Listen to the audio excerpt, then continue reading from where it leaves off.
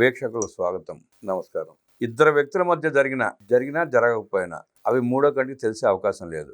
సాక్ష్యాలు ఉంటే తప్ప బయటపడే అవకాశం కూడా లేదు. అలాంటివి ఏమైనా నిజంగా జరిగి ఉంటే పోలీసు స్టేషన్లో కేసు పెడితేనో కోర్టుకు వెళ్తేనో విచారించి బయటపెట్టే అవకాశం ఉంటుంది. ఆ రెండూ చేయకుండా ఆరోపణలు చేయడం ఎంతవరకు సబబు?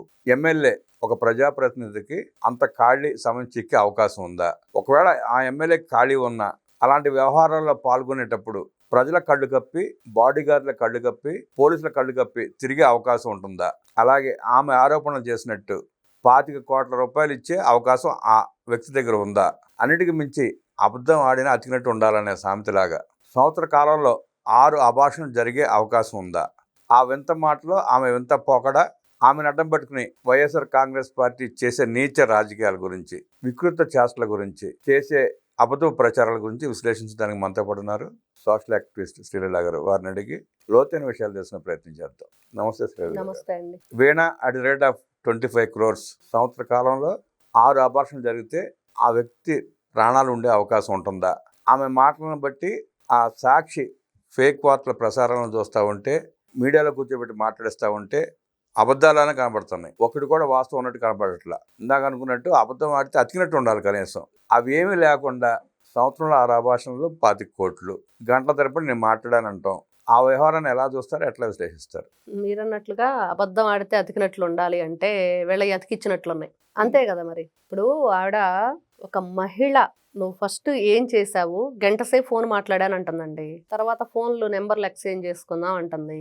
డబ్బులు ఆశ చూపించాడు అంటుంది. మరి పోలీస్ స్టేషన్లో కేసు పెట్టావా? అవును. మరి ఆ కేసు మరి తీసుకున్నారా వాళ్ళు? ఆవిడ దగ్గర ఆధారాలు ఉన్నప్పుడు కేసు పెట్టకుండా ఎందుకు ఇట్ట మీడియాకి వచ్చి రచ్చ చేయాల్సిన అవసరం ఏముంది? అది సాక్షి మీడియాకి వెళ్ళి అదే కదా ప్రాబ్లం ఇప్పుడు అందరికి. ఇప్పుడు ప్రజలందరూ ఏంటంటే, ఇంకా ప్రపంచంలో ఏ ఛానల్స్ లేవా, సాక్షి మీడియా ఒక్కటే కనిపించిందా, మరి మిగతా ఛానల్స్కి ఎందుకు వెళ్ళలేదు, ఎందుకు ఆవిడ గోడు వెళ్ళగక్కలేదు? మరి ఈ రోజున ఆవిడ ఏదైతే చెప్తుందో అవన్నీ కూడా ఎంతవరకు వాస్తవం, ఆవిడ ప్రమేయం లేకుండా ఎందుకు జరిగింది, ఎలా జరిగింది? మరి గంట సేపు ఫోన్ మాట్లాడుతుంటే నువ్వెందుకు మాట్లాడావు? వీడియో కాల్ చేశాడు అనుకుందాం, నువ్వెందుకు ఆన్సర్ చేసావు? నువ్వు ఆన్సర్ చేసి మాట్లాడకపోతే ఆయన చేయడు కదా. నువ్వు చూపించే రికార్డ్ ఏదైతే ఉందో, ఏదైతే మీ ఇద్దరి మధ్య కన్వర్జేషన్ ఉందో అది నువ్వు రియాక్ట్ అయితేనే కదా. ఆ కన్వర్జేషన్ మీద కూడా ఎక్కడ డేట్ లేవు, టైం లేదు. ఇప్పుడు వాట్సాప్ కన్వర్జేషన్ అంటే మీకు మొత్తం వస్తుంది డేటా అంతా. డీప్ ఫేక్ వీడియో అనేది వాస్తవం అండి, స్పష్టంగా తెలిసిపోతుంది. ఎవరి కోసం ఏ విధంగా వీళ్ళు ఈ రోజున మొన్న విజయసాయి రెడ్డి మాట్లాడిన మాటలు, కూటమిని బద్దలు కొడితేనే జగన్మోహన్ రెడ్డి మళ్ళీ సీఎం అవుతాడు అన్నాడు. అంటే ఇప్పుడు జనసేన కూటమి టీడీపీల మధ్య కుంపటి పెట్టాలి. ఏ విధంగా పెట్టాలి? జగన్ అన్న వదిలిన మరో బాణంతో పెట్టాలి. మనం చూసాం అరుణ, నెల్లూరు నిడిగొంట అరుణ, ఆవిడ చేసిన పనులు అంటే ఒక ఆడ మనిషి సొసైటీకి, మనం ఒక మహిళ ఏ విధంగా సొసైటీని మార్చగలదు అని మనం అనుకుంటున్నామో ఆ మార్పు ఎటువైపు వెళ్తుంది? మంచి వైపా చెడు వైపా? అంటే 99.9% మంచి వైపుకి వెళ్తే 0.001 ఇట్లాంటి వాళ్ళు ఉంటారు. ఎంత బాధేస్తుందంటే సమాజానికి చీడపురుగులా తయారవుతారు కొంతమంది. మనం విన్నామండి, చీరలు కట్టుకోమంటే ప్రాబ్లం అయిపోయింది, పెద్ద పెద్ద యుద్ధాలే జరిగినాయి, దాని మీద రచ్చ అయింది, కేసులు అయినాయి, గందరగోళాన్ని సృష్టించారు. ఈ రోజున ఒక మహిళ ఈ విధంగా బయటకు వచ్చి ఇంకొక మహిళను చూస్తే ఈ నిడిగుంట అరుణానో, ఇంకొకరు మనం చూసాం కామాక్షి అని చెప్పి ఆవిడ ఒక మనిషినే చంపేపించింది గంజాయి కోసం. యువకులకు గంజాయి అలవాటు చేసేసి దాన్ని అడ్డుకుంటున్నాడన్న వ్యక్తిని చంపేయించింది పెంచలైని. మరి ఈ విధంగా చెప్పుకుంటూ వెళ్తే ఇట్లాంటి చీడ పురుగులు లాంటి వ్యక్తులు మరి ఏ విధంగా ఒక కుటుంబంలాగా ఉన్న ఒక పచ్చని చెట్టుని వీళ్ళు చీడ పురుగుల్లా పట్టి నాశనం చేయడానికి చూస్తున్నారు. ఇంత దారుణంగానా? ఈ రోజున నిన్న పాపం అసలు సాక్షి మీడియాలో ఈశ్వర్ను చూస్తుంటే బాధేసింది. ఎన్ని తిప్పలు పడుతున్నాడో అసలు.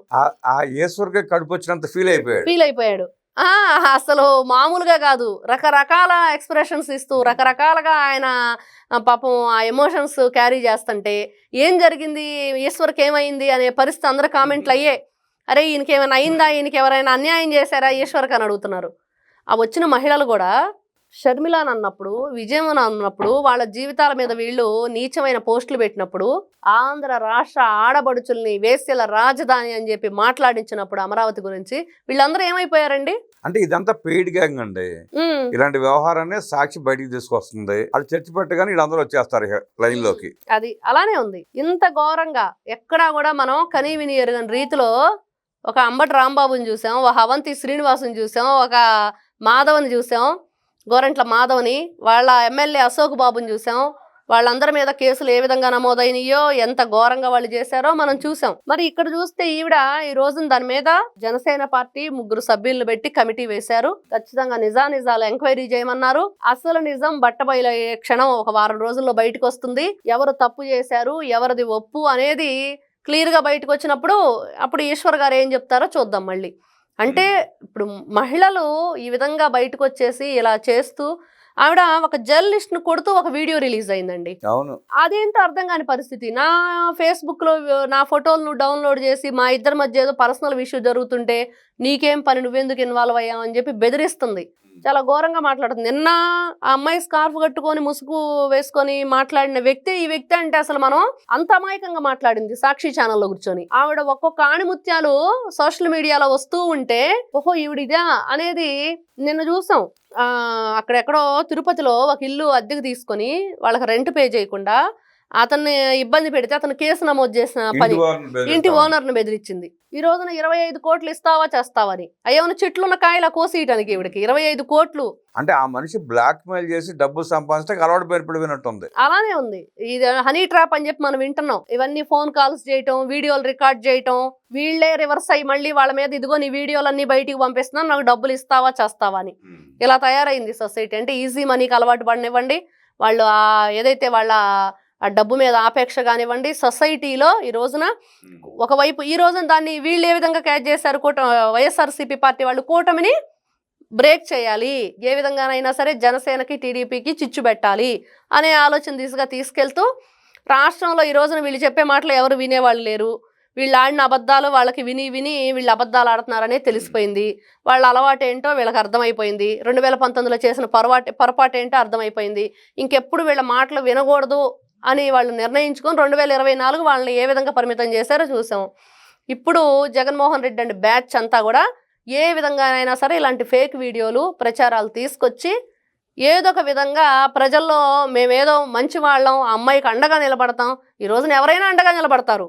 నిజంగానే ఆ అమ్మాయికి అన్యాయం జరిగిందంటే ఒక మహిళకి ఈ రోజున కూటమి ప్రభుత్వమే అండగా నిలబడిద్ది. ఆ విషయం మర్చిపోతున్నట్లున్నారు. మీరు అండగా నిలబడాలంటే మీరు చేయాల్సిన పని ఏంటి? న్యాయపరంగా, చట్టపరంగా కేసు పెట్టాలి. అది అంతే కదా. మరి మీ దగ్గర ఉన్న సాక్ష్యాలు పెట్టి కేసు పెట్టాలి, లేదా కోర్టుకు వెళ్ళాలి. ఆ రెండు చేయకుండా సాక్షిలో కూర్చుంటే న్యాయం ఎట్లా జరుగుద్ది?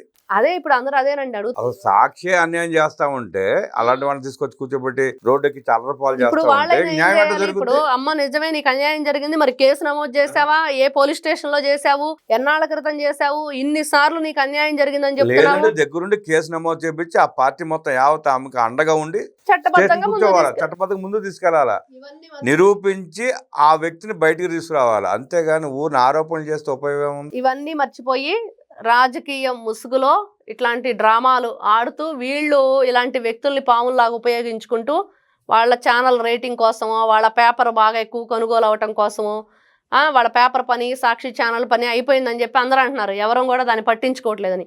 మరి ఇలాంటి వ్యక్తులను తీసుకొచ్చి ఈ విధంగా చేస్తే మంచి రేటింగ్ వచ్చిద్దని, బాగా వ్యూవర్స్ పెరుగుతారని ఎవరైనా చెప్పారో ఏంటో కానీ మొత్తానికి నిన్న ఒక కామెడీ షోనే చేశాడు ఈశ్వర్ అనేది మాత్రం అందరూ చెప్పుకుంటున్నారు.